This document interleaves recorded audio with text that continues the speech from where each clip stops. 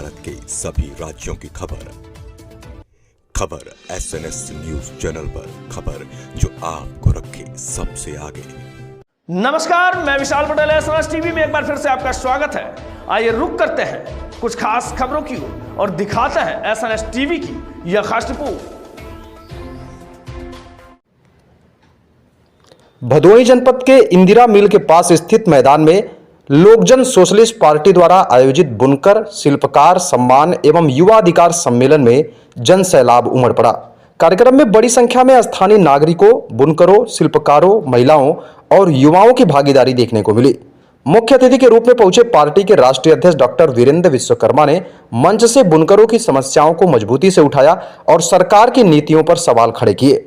उन्होंने कहा कि भदोही के बुनकर अपने कौशल और मेहनत के बल पर देश विदेश में कालीन उद्योग की अलग पहचान बना चुके हैं, लेकिन उन्हें उनके श्रम का उचित मूल्य नहीं मिल पा रहा है। साथ ही सरकारी योजनाओं का लाभ भी सीमित रूप से उन तक पहुंच रहा। उन्होंने आश्वासन दिया कि उनकी पार्टी की सरकार बनने पर बुनकरों के लिए विशेष पैकेज लागू किया जाएगा, जिसमें सस्ती बिजली, कच्चे माल पर सब्सिडी और बाजार तक सीधी पहुंच सुनिश्चित की जाएगी। डॉक्टर विश्वकर्मा ने युवाओं को संबोधित करते हुए कहा कि पारंपरिक उद्योगों से उनका जुड़ाव जरूरी है, तभी यह विरासत सुरक्षित रह पाएगी। उन्होंने शिक्षा व्यवस्था में सुधार पर जोर देते हुए एक समान शिक्षा प्रणाली लागू करने की बात कही और निजी स्कूलों को बंद करने का आह्वान किया। कार्यक्रम के दौरान कई बुनकरों ने अपनी समस्याएं साझा की, जिनमें बिजली दरों में। डॉक्टर साहब, आज यह भदोही में जो कार्यक्रम रहा, इस कार्यक्रम का मुख्य उद्देश्य क्या रहा?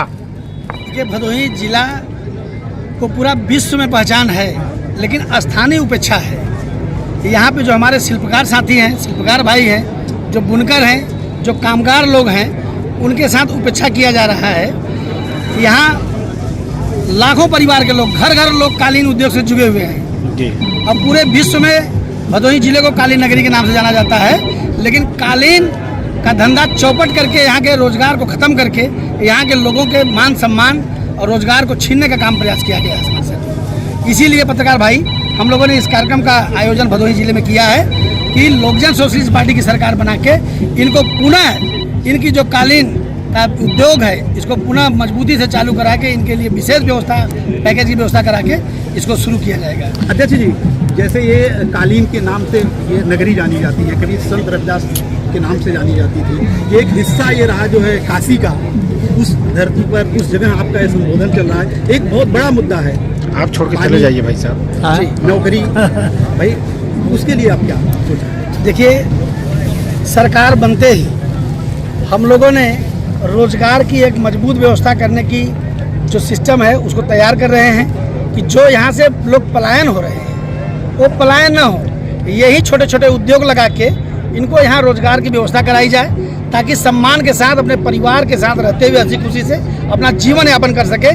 जिसके लिए हम सरकार, ये लोग सरकार बनाती है, जो हम भी आम जनता हैं, हम लोग जो सरकार बनाते हैं इसीलिए बनाते हैं कि हमको रोजगार मिले, सुरक्षा मिले, चिकित्सा मिले और शिक्षा मिले। एक बहुत बड़ा मुद्दा है कि यहाँ जो किसान हैं, तो कभी भी जब उनके साथ में कोई घटना होती है तो वो सबसे पहले हॉस्पिटल जाना चाहिए, लेकिन हॉस्पिटल जाने के पहले उनको पुलिस स्टेशन भेज दिया जाता है। इसके लिए आप क्या कहें? सम्मानित साथियों, पत्रकार भाइयों, आप लोगों से ये बहुत बड़ी सवाल है आपकी, क्योंकि इस पर किसी का ध्यान नहीं जा रहा है। जब किसी गरीब परिवार को चोट लगती है, वो जाता है हॉस्पिटल, तो उसको थाने भेज दिया जाता है और थाने से हॉस्पिटल करने में उसकी मौत हो जाती है। लोकजन सोशलिस्ट पार्टी की सरकार बनते ही इस पर प्रथम दृष्टया मजबूती से काम करते हुए, जैसे महाराष्ट्र जैसे महानगरों में जहाँ पे हॉस्पिटल होता है वहीं पे पुलिस चौकी होती है, ऐसे ही उत्तर प्रदेश के हर एक सरकारी हॉस्पिटल में, जो डिस्ट्रिक्ट हॉस्पिटल हैं, जो CSC हैं, वहाँ पे पुलिस चौकी बनाने का काम किया जाएगा, जिससे एक ही छत के नीचे चिकित्सा भी मिल जाए, इलाज भी मिल जाए और उनको वही छत के नीचे न्याय भी मिल जाए। क्योंकि जब यहाँ पे किसी को विवाद होता है, सर फूटता है, हॉस्पिटल जाता है, तो वहाँ पे जो पुलिस चौकी रहेगी उसको संज्ञान में लेगी, वो उनका जो कि NCR दर्ज करेगी, दर्ज करके समकक्ष थाने को सूचित करेगी, वहाँ का थाना आएगा, वो प्रशासन अपना काम करेगा, तब जाके एक गरीब परिवार को भी पत्रकार भाई न्याय मिलेगा। नहीं तो आज गरीबों को न्याय मिलना, मैंने पहले बोला कि गरीबों को न्याय पाना ना को चना चबाना समझिए है, गंगा में जल बोने के समान, जौ बोने के समान है। और एक गरीब परिवार को आज की जो मौजूदा सरकार है, मैं आप लोगों के सामने खुल के बोलना चाहता हूँ, क्योंकि आज की जो मौजूदा सरकार है, हमारी जो जान की कीमत है वो किसी कीड़े मकोड़े से बेहतर नहीं है। डॉक्टर साहब, लोक जनशक्ति पार्टी क्या अकेले चुनाव लड़ेगी कि किसी के साथ गठबंधन रहेगा आपका? पत्रकार भाई, लोकजन सोशलिस्ट पार्टी पूरे प्रदेश में 403 के 403 विधानसभा पे बहुत ही मजबूती से काम कर रही है। बूथ स्तर पे जाके बूथ को जीतने का काम करेगी और बूथ जीत के, विधानसभा जीत के 2027 में लोकजन सोशलिस्ट पार्टी की अकेले सरकार बनाने जा रही है। क्या इस तरीके का कार्यक्रम करके आप 2027 का आगाज कर रहे हैं? बिल्कुल 2027 का देखिए, छोटे छोटे जो हमारे कमजोर तबके के लोग हैं, जो हमारे पिछड़े हैं, जो समाज से वंचित हैं, जो सामाजिक पहचान से, सामाजिक न्याय से वंचित हैं, उन लोगों को मैं इकट्ठा कर रहा हूँ। छोटे छोटे लोगों को, कमज़ोर लोगों को इकट्ठा करके ऐसे छोटे छोटे हम लोग चौपाल लगा के गाँव गाँव जाके लोगों को जन जागरूकता फैलाने का प्रयास कर रहे हैं, जागरूक करने का प्रयास कर रहे हैं। जैसा कि पहले हमारे महापुरुषों ने, लोहिया जी ने, माननीय मुलायम सिंह जी ने, हमारे महापुरुषों में माननीय कांसीराम जी ने घर घर जाके जगाने का प्रयास किया था और उन लोगों ने जगाया और जगा के सरकार अपना बनाया।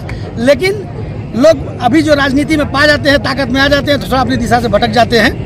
उन्हीं लोगों को हम लोग फिर से जगाने का प्रयास कर रहे हैं और सभी को एकजुट करके 2027 में सरकार बनाएंगे। धन्यवाद। बहुत बड़ा मुद्दा है लोगों